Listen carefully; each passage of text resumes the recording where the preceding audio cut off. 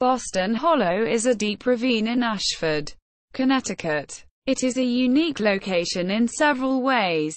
In geological terms, it is an ancient fault in the Central Maine Terrane of the eastern highlands of Connecticut. More specifically, it lays within the Bigelow Brook Formation, which consists of high-grade pelitic schists and gneisses. Although there are many faults in this region, none is as deeply cleft, well-pronounced, nor well-preserved as this hollow. Accessibility. Boston Hollow is approached from the southwest, from Westford, by unpaved Boston and Hollow Road. This is a portion of the historic Center Turnpike, constructed in 1827. That was formerly a major route from Boston to Hartford. The road follows a nearly straight course through the bottom of the hollow beside a little, unnamed brook for about 2/3 of its passage.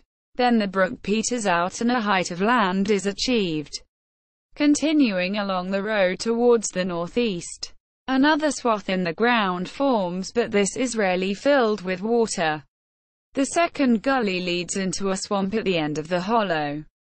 Near the end of the hollow, a 10-acre, 4 hectares, parcel of land is situated. This land has an inactive gravel pit against the hollow wall. The only house in the area is located just past this land. The brook and the second swath, as well as the house and the private land, are all on the west side of the hollow. Geography. The geography of Boston Hollow is characterized by the deep fault cleft running almost perfectly straight in the northeast direction. The basement of the hollow is approximately 630 feet, 190 meters, above sea level at the southern head, and 600 feet, 180 meters, at the swamp at the northern exit. The height of land is about 700 feet, 210 meters, above sea level. The hollow, defined by the distance the road passes through its bottom, is nearly 1 mile, 1.6 meters, long. The elevation change through the bottom of the hollow is therefore quite gradual. The width of the base from wall to wall varies from 100 to 500 feet, 30 to 150 meters. On the west side there are swampy and stagnant wetlands through much of the course of the hollow brook, as the water flow is too little and the incline is too slight to adequately drain the area. On either side of the lowland, the walls of the hollow rise swiftly. On the west side they rise most steeply to a height of about 850 feet, 260 meters. The elevation gain is so rapid that a hike up the steep faces is in fact a climb. Towards the middle northern end of the western hollow, the wall is sheer rock for spaces of more than 20 feet, 6 meters, vertically, and these overhangs are at such an incline that they form concave overhangs beneath which angular blocks of fallen stone lie. The top of the west ridge is undulating, with there being several extant peaks or heights. This massif has no proper name. On the east side, the hollow wall rises directly from the road. This wall is steep, but there is less exposed ledge than there is on the west side. After a relatively short distance of grave incline, the hill rises less steeply. This hill is given the appellation Turkey Hill.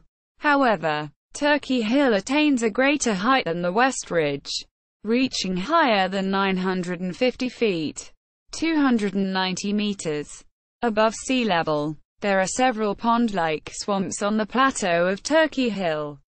The property that contains the hollow is part of the Yale-Myers Forest. This is a 7,800-acre, 32 square kilometers, forest owned by Yale University and used for teaching and scientific research as well as commercial timber production. There is also land owned by Whole Forest Products of Pomfret, CT, in the area, but this is not in the hollow proper.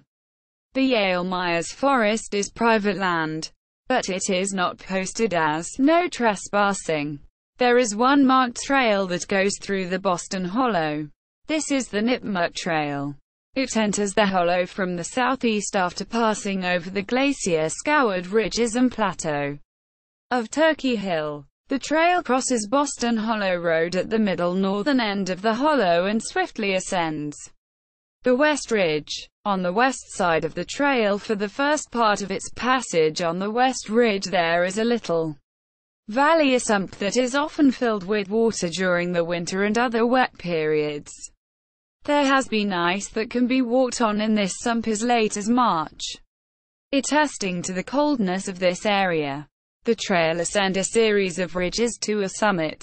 This summit is sheer bedrock and devoid of trees in the southeast direction, i.e., facing into the hollow. To the west there is a brief tree-covered plateau, after which the topography slopes down to a large swamp. The trail continues after the summit in a southwest direction, then turns in a serpentine arc and descends northwest of the hollow onto Barlow's Mill Road. Wildlife. The flora and fauna of the hollow include species typical of southern New England. However, more boreal species are also found in this rugged region. The base of the hollow is densely forested with hemlock trees.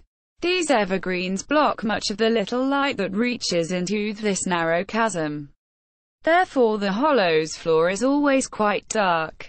Above the lowlands, on the hollow ridges, hardwoods grow, the most common of which is red oak. The forest around the summit of the West Ridge consists mainly of short red oaks.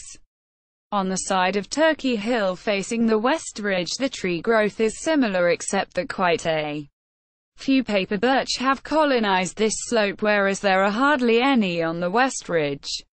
The groves of paper birches make a pleasing visage in the fall when they are viewed from the summit of the West Ridge.